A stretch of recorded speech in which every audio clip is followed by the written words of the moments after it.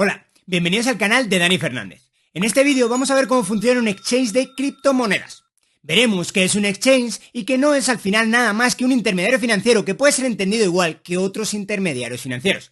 Por tanto, vamos a analizar el funcionamiento general de los intermediarios financieros y en concreto vamos a ver la diferencia entre un broker y un dealer financiero y veremos en detalle cómo operan. Todo esto nos va a permitir entender un poquito mejor los culebrones que muchas veces vivimos en el mundo de los criptoactivos. Así que venga, vamos allá.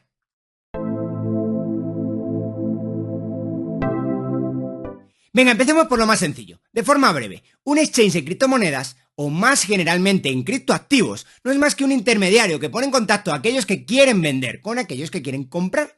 En realidad, un exchange es como una especie de mercado tradicional, pero traído al siglo XXI. No hay mucha diferencia entre lo que hace un exchange de criptomonedas y lo que hace un gran centro comercial o Amazon.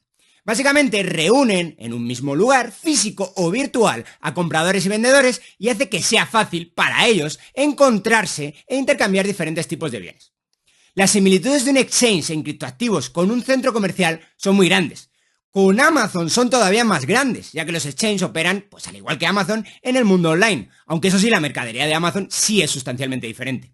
Pero la similitud más grande es con otro tipo de intermediario, y es con los brokers de activos financieros tradicionales. Pensad, por ejemplo, en Ameritrade, en Interactive Brokers, en Renta 4 o intermediarios similares para haceros una idea. Y es que la mayor parte de criptoactivos, con la gran salvedad probablemente de Bitcoin entre los grandes, son de facto activos financieros. Por tanto, podemos aprender bastante sobre el funcionamiento de los exchanges de criptoactivos si miramos la función y servicios que ofrecen los brokers y también los dealers de activos financieros tradicionales.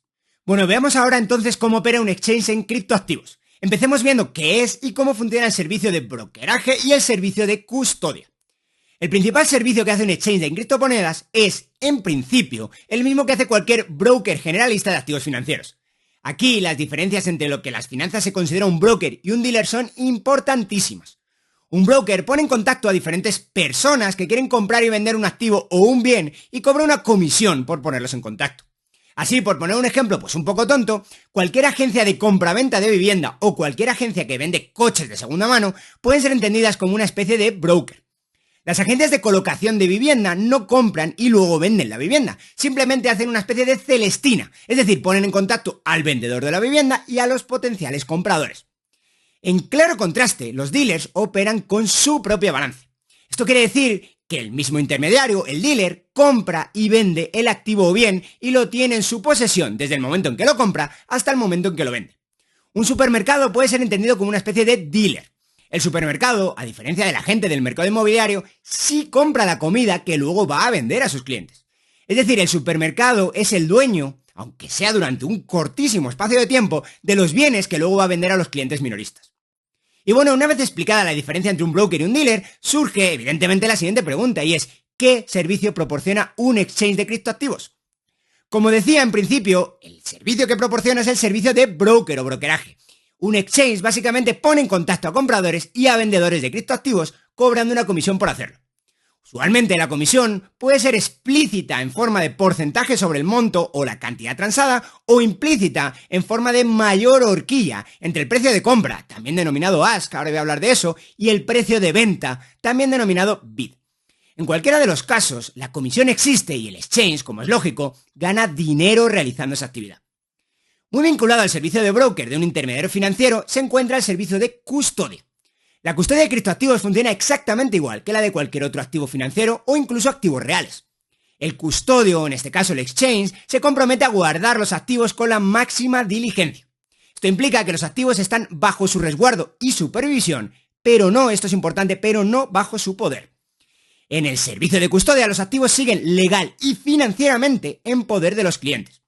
Por supuesto, por la custodia de valores o activos, es un servicio por el que el custodio cobra. Un ejemplo clásico del servicio de custodia es contratar una caja de seguridad en la caja fuerte de un banco. Básicamente el banco te da una llave o un código y una caja dentro de su caja fuerte y te cobra por guardar ahí lo que tú quieras. Si os gustan y si habéis visto películas de espías, sabéis perfectamente de qué estoy hablando. El servicio de broker y de custodia son servicios separados, aunque realmente tienden a ofrecerse a la vez. Los brokers tradicionales en el sistema financiero siempre ofrecen ambos en conjunto. Y es que básicamente haces una transferencia al broker, compras activos y los guardas con el propio broker. En los exchanges de criptoactivos en principio pasa exactamente lo mismo. Haces una transferencia de fondos al broker, al exchange, compras un criptoactivo o criptomoneda y los guardas en el propio exchange. No hay diferencia en este aspecto entre los servicios del exchange y los que proporciona cualquier broker financiero tradicional. Aunque una diferencia crucial, que sí vamos a comentar un poquito más adelante, es que el servicio de custodia en criptoactivos se puede realizar de forma completamente descentralizada. Es decir, cada uno puede tener en casa sus propios criptoactivos, cosa que es mucho más complicada o incluso casi imposible de forma minorista hoy en día para los activos financieros más tradicionales. Al ofrecerse el servicio de broker y custodia en conjunto, muchas veces se produce una especie de subvención cruzada de actividades. Es raro que hoy los brokers de activos financieros cobren por la custodia a sus clientes. No es que sean ONGs o que operen por amor al arte, sino que se entiende, y creo que se entiende de forma adecuada, que el servicio de custodia es un servicio complementario e imprescindiblemente vinculado al servicio de broker. Por tanto, la custodia no es gratis, sino que las comisiones del servicio de broker cubren el coste de proporcionar el servicio de custodia de activos financieros. En este sentido, los exchanges de criptomonedas son una vez más increíblemente similares a los brokers de activos financieros tradicionales. Y una pregunta que nos puede saltar ahora mismo es, bajo el esquema de custodia y servicios de broker que acabamos de explicar, ¿por qué quiebran algunos exchanges de criptoactivos? Hasta el momento, la quiebra más sonada de un exchange se dio en 2014 en un exchange japonés llamado MTGOX, que era básicamente el mayor exchange del mundo en ese momento. La causa de la quiebra fue un hackeo y robo de los criptoactivos del exchange. Básicamente, esta es la versión moderna de asaltar un banco.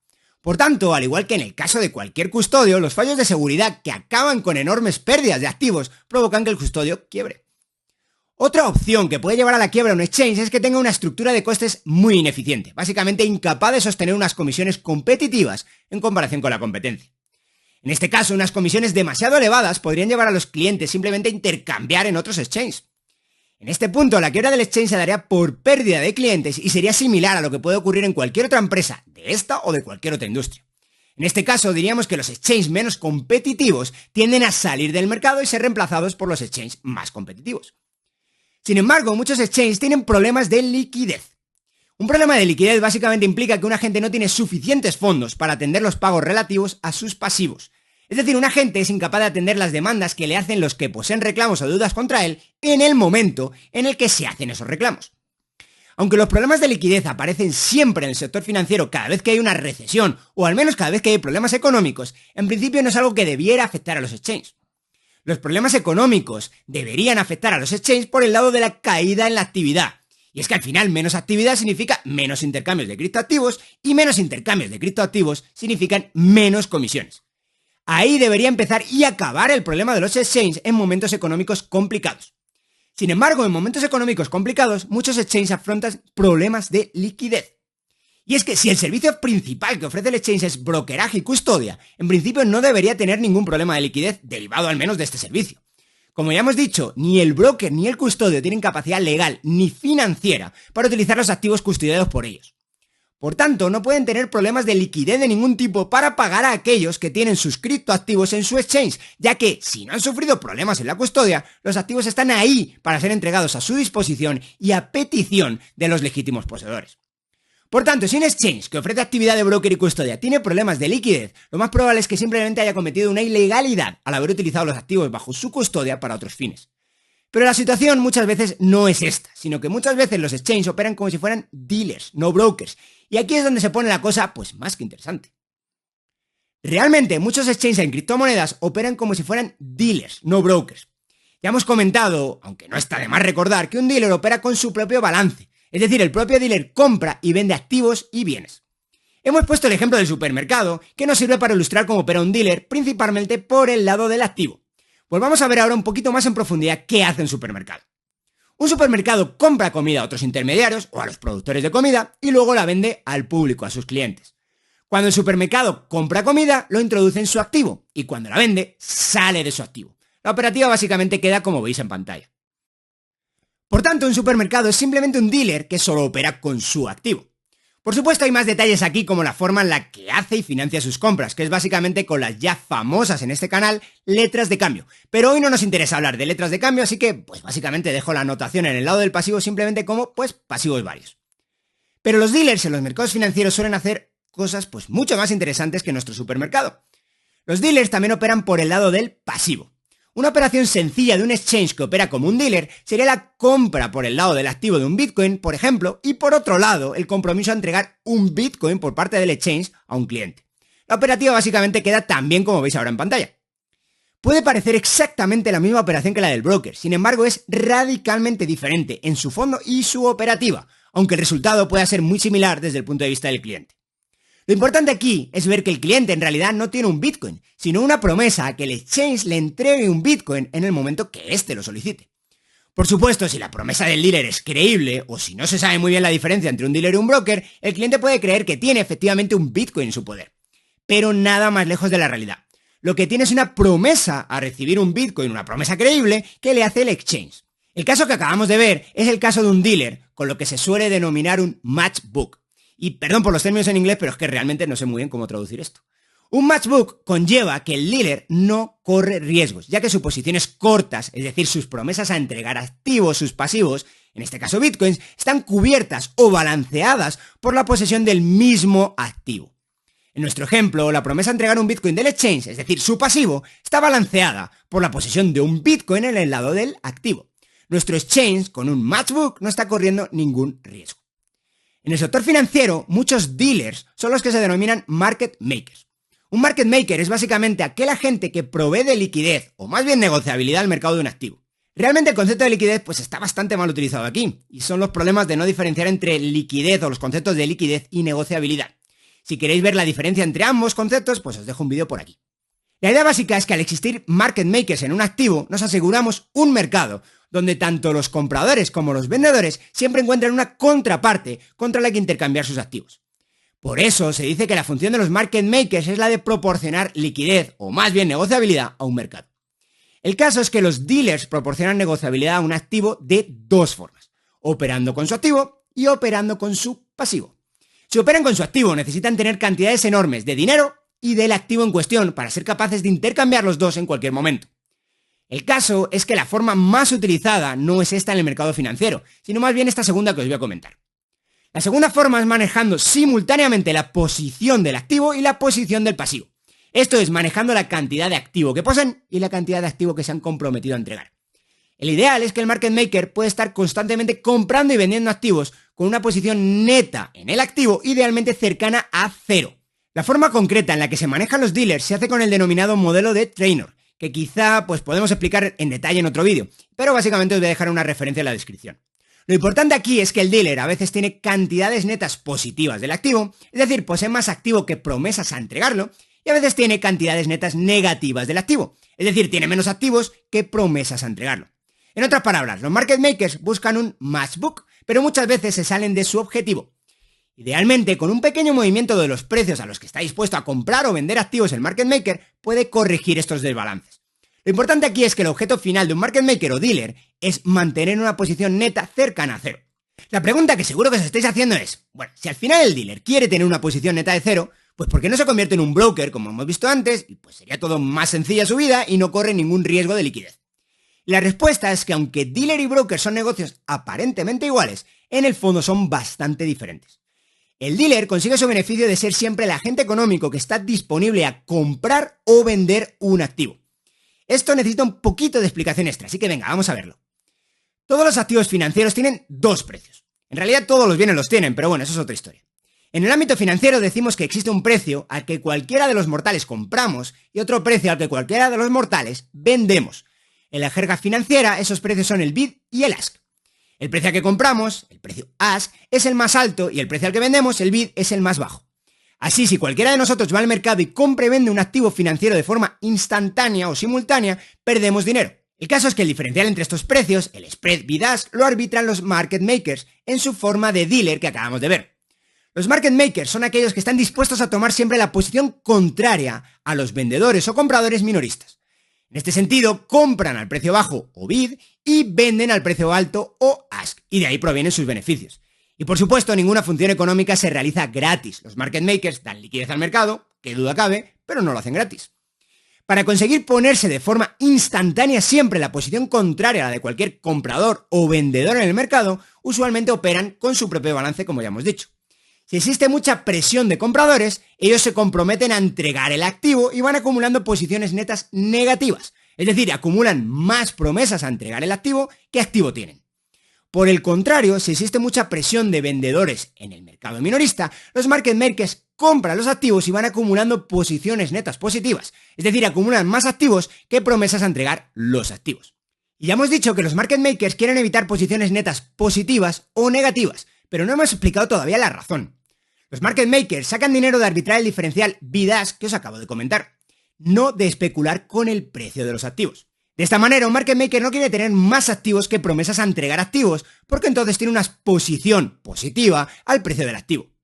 Si un exchange tiene más bitcoins que promesas a entregar bitcoins, tiene una exposición positiva a su precio. Es decir, le puede ir muy mal e incluso quebrar si el precio del bitcoin cae. Y este es un riesgo que queda fuera del negocio del market maker. Este será un riesgo que quiera tener otro agente en la economía.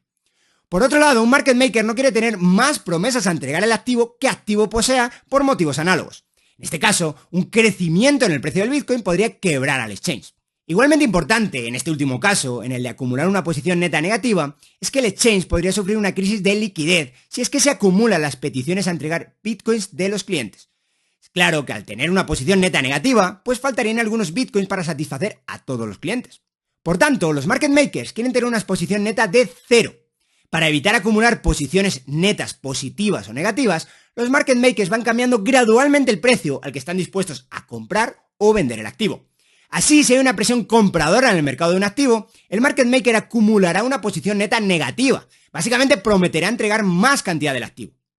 La forma que tiene de frenar esta situación, que ya hemos dicho que no le gusta, es acumular más activos en su posesión, y para ello puja al alza por ellos.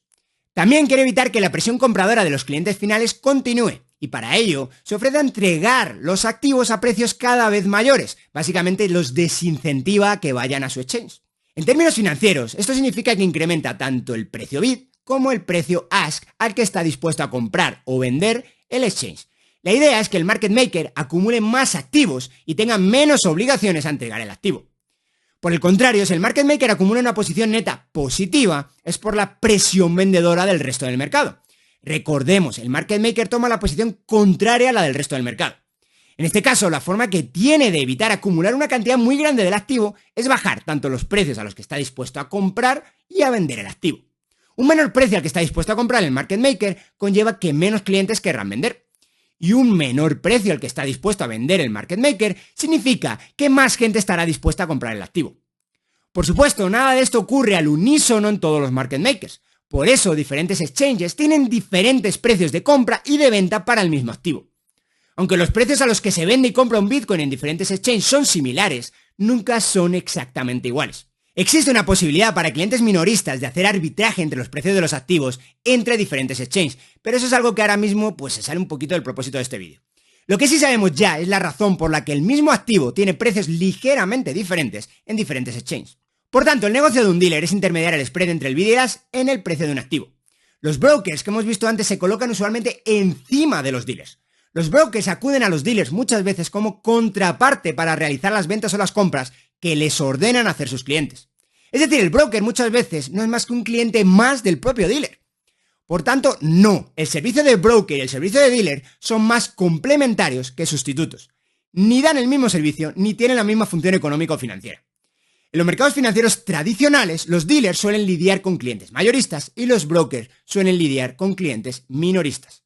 Y bueno, después de un par de rodeos, pues ya estamos por fin en disposición de contestar una de las grandes preguntas que hemos lanzado a lo largo del vídeo, y que si recordáis era, ¿por qué puede tener un exchange una crisis de liquidez? Creo que ya estamos, por fin, en disposición de contestar a esta pregunta. Ya hemos visto que un exchange, que sea un broker, no puede tener una crisis de liquidez porque muchos de sus clientes quieran acceder a los criptoactivos que son su legítima posesión. También hemos visto que los dealers buscan tener un matchbook, es decir, equilibrar los compromisos o promesas a entregar un activo con la cantidad del activo que poseen. Pero bien podría ocurrir que no consiguieran tener un matchbook en un momento determinado y se encuentren con una posición neta negativa o positiva en un activo determinado. Es decir, es perfectamente factible que existan más clientes con un reclamo sobre un activo que la cantidad determinada del activo en posesión del dealer. Un dealer con un unmatched book se vería de la siguiente manera. En el ejemplo que os pongo en pantalla, el exchange estaría haciendo muy mal su función de market maker, ya que tiene una cantidad neta muy negativa de bitcoins y una cantidad neta muy positiva de Ethereum. En este exchange ficticio estaría asumiendo mucho más riesgo del que debiera. Y aunque es posible que no quiebre, desde luego sí que está expuesta a una crisis de liquidez si algunos de sus clientes a los que ha prometido entregar un Bitcoin decidieran sacarlo del exchange, pues por la razón que sea. Por tanto, si un exchange que tiene una posición neta negativa en un criptoactivo ve como una parte considerable de sus clientes le pide que le entregue el criptoactivo, entonces el exchange se encontrará ante una crisis de liquidez. Es importante recalcar que esto no significa necesariamente que el exchange esté haciendo una apropiación indebida de los activos o que existe una situación de quiebra. Es posible que el exchange tenga otros activos para hacer frente a las obligaciones contraídas. Por ejemplo, es posible que el exchange tenga otras posiciones netas positivas en otros criptoactivos, como es el caso del ejemplo del exchange ficticio que os acabo de exponer. O incluso también es posible que haya utilizado los criptoactivos en su poder para prestarlos a otras personas y que se devuelvan después de pasado un tiempo. El caso es que un dealer con un matchbook puede generar una situación de iliquidez a un exchange de criptoactivos. Y una situación de liquidez, si no está muy bien manejada, bien puede conllevar una situación de quiebra, incluso si el exchange no tiene una mala posición financiera global. Por supuesto, todo esto es compatible con que el exchange que opera como un dealer simplemente pues haga barbaridades financieras, como utilizar los activos a su disposición para hacer préstamos a hedge funds, que son empresas vinculadas a su propio exchange, o sostener el precio de su token, que no es más que su capital propio en los mercados de criptomonedas. Pero las barbaridades financieras que realizan algunos exchanges de criptoactivos serán objeto de otro vídeo. En resumen, hemos visto que los exchanges de criptoactivos no son más que intermediarios financieros especializados. Son simplemente gestores de compras y ventas de activos. Pero estos gestores de compras y ventas pueden mostrar dos formas muy diferentes. Pueden ser brokers o pueden ser dealers. Desde el punto de vista del inversor en criptoactivos, utilizar un broker tiene un riesgo de custodia, pero no un riesgo financiero. Utilizar un dealer tiene un riesgo financiero explícito. Por tanto, o estás muy seguro de que el dealer que estás utilizando es muy serio, o quizás es mejor que utilices un exchange únicamente para comprar o vender criptoactivos y retirarlos de allí inmediatamente y tú mismo te hagas el servicio de custodia de tus activos. La gracia de las finanzas descentralizadas es precisamente que, a diferencia de otros activos financieros, el servicio de custodia te lo puedes proporcionar tú mismo, cosa que no ocurre con los activos financieros tradicionales, ya que o es directamente imposible hacerlo o es increíblemente costoso. En definitiva, el mercado cripto es un mercado muy vivo y que está casi emulando paso a paso el rumbo que a las finanzas tradicionales ya le ha llevado siglos a alcanzar. Por supuesto, como mercado muy nuevo, muy innovador, muy disruptivo, hay mucha gente que vive de vender humo y otra gente, pues que también es mucho más seria. La función de dealer que hace los exchanges no es intrínsecamente fraudulenta, aunque sí conlleva intrínsecamente un riesgo contraparte.